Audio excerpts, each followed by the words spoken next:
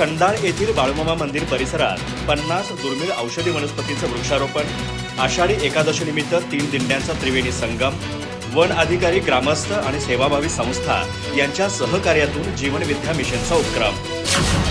आधुनिक विकासाच्या काळात निसर्गाचा ऱ्हास रोखण्यासाठी आणि पर्यावरण संवर्धनाचा संदेश देण्यासाठी गडिंग्लज तालुक्यातील चन्नेकुप्पी आणि शिंदेवाडी येथील जीवनविद्या मिशन उपकेंद्राच्या वतीनं बाळूमामा मंदिर खणदाळ इथं वृक्षारोपणाचा सामाजिक उपक्रम मोठ्या उत्साहात पार पडला।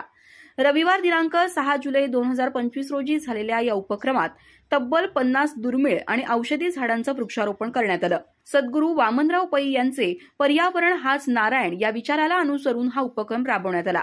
विशेष म्हणजे याच दिवशी आषाढी एकादशी निमित्त वारकऱ्यांची दिंडी, जीवनविद्या ग्रंथ दिंडी आणि वृक्ष दिंडी अशा 3 दिंड्यांचा त्रिवेणी संगम घडून आला।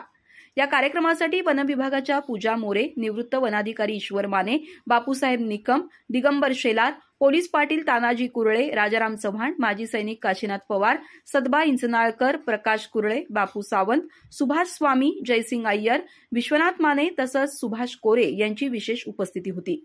याशिवाय ग्रामस्थ, सेवाभावी कार्यकर्ते आणि जीवनविद्या मिशनचे सर्व नामधारक यांनी श्रमदान, रोपांची ने-आण आणि पाणी व्यवस्थापन आदी कामांमध्ये मोठ्या उत्साहानं सहभाग नोंदवला। दिनांक 22 जून रोजी खड्डे खणून घेतले होते आणि 27 जून रोजी पारेवाडी इथून शासकीय वन विभागामार्फत रोपं आणण्यात आली होती।